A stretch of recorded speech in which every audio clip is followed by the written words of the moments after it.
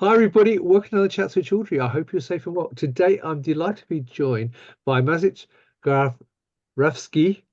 Grajewski? You heard me. Grajewski. Right. Well, I nearly got it right. Not quite right. Yeah. From SG Papertronics and Jordi Quintana from Chemotargets. And they are the co-conference chairs for the scientific program for the upcoming SLAS Europe 2024, which has been held in Barcelona in a couple of weeks' time on May the 27th to the 29th. So we are going to have a chat about the event, talk about the program, and find out why you, if you haven't already registered, should be attending SLAS Europe 2024. So first of all, Maciej, Jordi, it's lovely to meet you both. How are you? Very well, thank you. Yeah, pretty good. Thanks. I'm glad to hear it. Now, very quickly, I'm calling in obviously from the UK, but Jordi, where are you calling in from?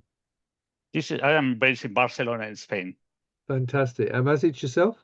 I'm based in the Netherlands, in the city of Groningen, which is the northern part of the Netherlands. All right. Now, before we start talking about SLAS Europe and SLAS itself, Jordi, first of all, maybe you want to give viewers a very quick overview of who you are and who you actually work for. Yeah. So my name is Jordi Quintana. I'm working as a senior project manager for a company called Chemotargets here in Barcelona, Spain. I've been working all my life in industry and academia for trying to help on drug discovery. Okay, I would summarize it that way. Okay, so I'm very Fantastic. glad to be here helping SLAS. Brilliant. And Maciej, same question for you. So I founded a company a couple of years ago called SG Papertronics. I'm a biotechnologist by background with PhD in microfluidics. So that's what put me on this entrepreneurial path as well. And I'm involved with SLAS for past couple of years as a volunteer, and I'm really happy to be a part of the program committee for SLAS Europe.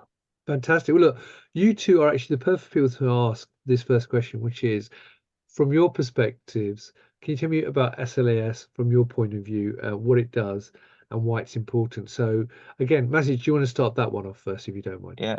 So what attracted me to SLAS was that every scientific discovery within SLAS could be disseminated and considered how it can be brought to the market and what impact can make. So that was for me really natural interest as an entrepreneur. And I started exploring possibilities with volunteering for SLAS to learn, expand my network. So you can see which benefits for me SLAS brought, and I think that this is overarching mission to be a platform where people can build their professional networks, that they can freely exchange ideas, and they can develop their research into applicable solutions for the market. Brilliant. And Jordi, from your perspective? Yeah, I would add to that comment from Maciej the issue that SLAS is a well-established association in the US, and more or less 5-6 years ago, they started building these SLAS Europe partnerships. And I think the association has a difference between what others offer, which is the combination of science and technology. And this is spread across many fields. And I think they have a combination of, industry, academia. So networking and training within SLAS is a plus. Right. One question I will ask you, because obviously SLAS, as you quite rightly mentioned, originated in the States. It's very big in the US. They've obviously grown in Europe. Do you think there's a big difference then between education around this area between the US and Europe and the need for it to grow in Europe? Maybe Jordi, you can start that one. Yeah, I think that I did my PhD in California many years ago, and I remember very much that the entrepreneurship was already large there, while was not here in Europe. Situation has changed, and now, for instance, here in the Barcelona area, to put one example, there's a strong entrepreneurial community in biomed or in biotechnology and so on. I think it's growing across Europe as well. Therefore, the differences are getting more and more reduced. Okay, Right. but obviously the US has a longer experience in terms of entrepreneurship in the life sciences, okay? But we are getting there. Right. And Maciej, I mean, obviously you started your company 2 years ago, so what's your perspective on that? Yeah, so across started a couple years ago. Yeah, I'm purely trained in Europe. I had quite a lot of contacts with US across my education. I think that the appetite for risk is definitely bigger on the other side of the Atlantic Ocean. I think that that's as well tells you how much people are willing to risk in terms of capital.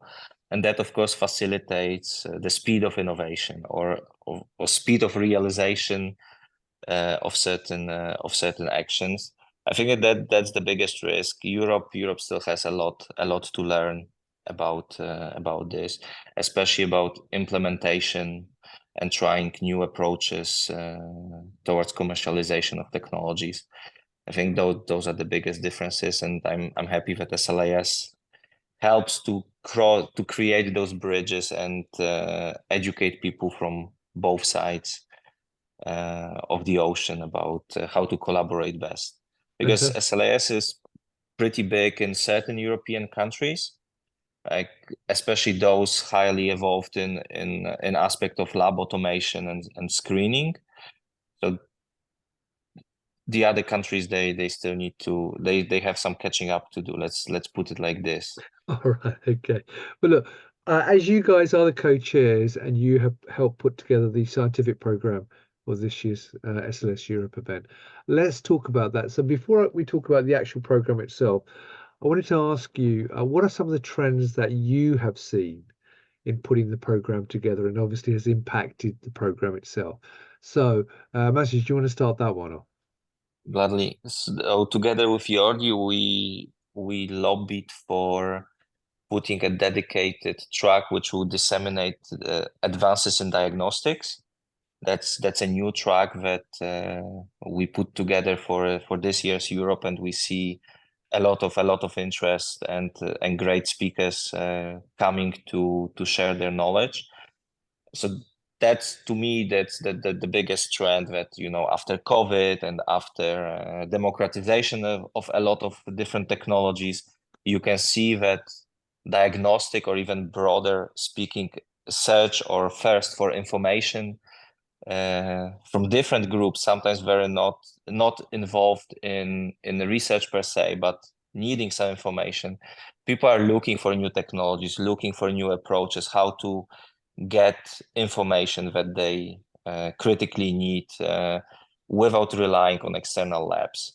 I think this is as well the field that I'm really interested in. So I'm really happy with this part of the program coming to SLAS. And the other, we can probably label them as usual suspects, which are much more involved in looking for new drug targets, new screening technologies, and new modalities, are something that they further explore of what the groundwork that was already put a number of years ago. One novelty that I think I would like to signal as well is that together with SLAS, we create like cross-dimensional paths so that people can follow tracks, but of course they will find topics which allow them to smoothly transition and explore between different tracks around, and those cross-dimensional paths are around data science and around AI. So Right. I would strongly encourage people to look for those, because that's a novelty as well that we are bringing to Barcelona this year. Fantastic. Jordi, anything to add to that? Yeah, in addition to the 3 tracks, I would say that there's a very large poster session this year involving the 3 tracks, actually, the frontiers in technology, the new treatments and therapies, and the new track, which is around diagnostics, okay, data science and diagnostics. And I think that that may create a path for people attending to exploring these 3 tracks and the poster session, which is the largest ever in Europe, okay, this year. Fantastic.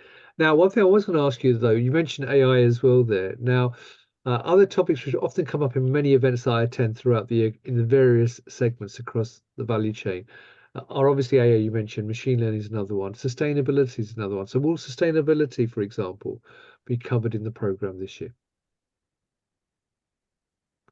Yeah, I think that one area when the three tracks, then they have each one have a track chair, or actually a track chair, track co-chair, and then the session chairs in each one of them. So the program is quite dense in a sense, and some of the topics that are there are touching upon sustainability. So there's not a sustainability track, to put it that way, or a sustainability session in specific manner within those three tracks. But certainly that's a topic of which is going to be covered within that, and it affects both industry and I would say academia as well. Okay, in terms of how technology and science are evolving. Okay, on that particular area. Okay, so right. Now, one other question I was going to ask you is, in terms of adaptation of automation within life science in Europe, do you think how fast do you think it is in comparison, say, North America? I mean, obviously, COVID had a big impact in terms of the adaptation of automation. Having said that, I've spoken to many people since the pandemic, and while they thought it had been easier to adopt, it's still not gone as fast as maybe people might have thought. So, from your perspectives again, how do you see the adaptation of automation within Europe, maybe in comparison, say, Europe and other parts of the world? Jordi, do you want to kick that one off? Yeah, I think that automation is spread across the pharma industry and biotech, also in Europe. What we are seeing also, we mentioned the issue of creating new companies and new technologies and so on. And I would say that countries like Spain, which were not particularly strong in innovation or in automation, there's new companies being created which take advantage of this automation, also AI, data science, and so on, to propose new solutions for established diagnostics or therapies, etc. Okay, so I would say that automation is established in larger companies. There's also European, for instance, projects which have expanded automation and innovation in the life sciences. But in addition, small companies are bringing automation into their products and services. Yeah. Right. And Maciej, anything to add to that? I think it will be on the commercial side, it will probably be difficult to add. I think that Europe and US, they follow the same path. The differences might be resulting from, of course, commercial aspect and history. I think it's interesting as well in academia or in research institutes to take a look how automation is stepping in, especially in screening methodologies. This is not really new, and advances there they're probably co-developed along with other parts of the world. So it's still always making technology cheaper makes it easier to adopt, and as well it opens the possibility for more people to adopt it. Right, fantastic. Now, one other question I can ask you. Obviously, I know there's a big exhibition floor with lots of people showcasing their innovations and products, and you've already mentioned the posters, Jordi, and we've got the tracks. Apart from the talks themselves, the posters, and the exhibition, what else will be going on at the show to engage visitors at the event? I mean, Maciej, maybe you want to kick that one off. There are always special interest groups which are happening on the exhibition floor. There's a number of talks given by the exhibitors, which are, I would say, very important part of the product, because you can very quickly get acquainted with what's new. Naturally, networking events, that's very important. That's you can say. And as always, it's highly encouraged to come around the SLAS booth, where all the mentorship and other work-related discussions are happening. That's the heart of the exhibit floor, right?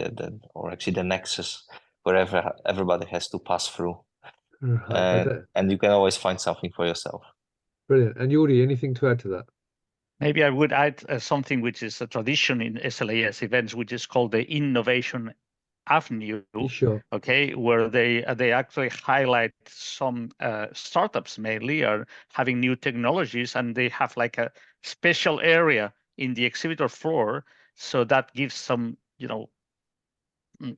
opening for them for people walking around the exhibition floor, but also it allows for people to actually highlight some of these new technologies coming in. And maybe the last thing is that I would say that each day in the program ends with a networking reception, and I think that we're expecting, I think, about 1,500 people in Barcelona in a couple of weeks, and I think that's a great opportunity to merge with exhibitors, with attendees, and with people from the SLAS organization. Brilliant. Right, now, final question. Everyone's been listening to this, and you two people obviously are volunteers and members of SLAS. So each of you, if you wouldn't mind, maybe you can tell viewers, if they haven't registered yet, why they should. So Jordi, maybe you want to kick off.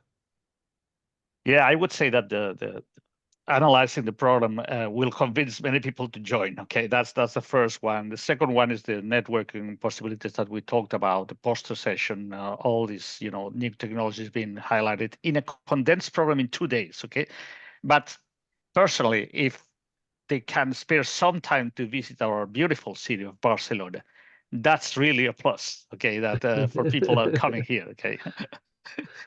Fantastic. And Maciej, anything to add? I think that the program is the bigger hook, the biggest hook, plus the fact that it's organized by SLAS, which is a garant for the high quality event. Yeah, saying networking, but networking why you can definitely not only learn but as well expand your horizons. It's thirsty for knowledge.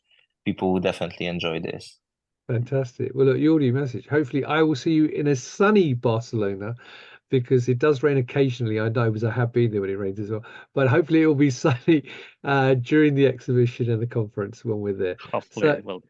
And viewers, if you haven't registered yet, please click on the link above this video. You can see the agenda that Jordi and Maciej have helped put together in terms of the program itself, and the various other exhibitors who are going to be there as well, and learn more about the event and then register for yourself. But if you have registered already, then hopefully you can talk to Jordi and Maciej in person and myself, and hopefully we'll see you all there in sunny Barcelona. So until next time, as always, thank you for your time. And Jordi, Maciej, thank you for taking time out to talk to me today. Much appreciated. And viewers, thank you for talking to me, or watching, I should say. And until next time, as always, stay well and stay safe. Bye-bye. Thank you very much. Bye-bye.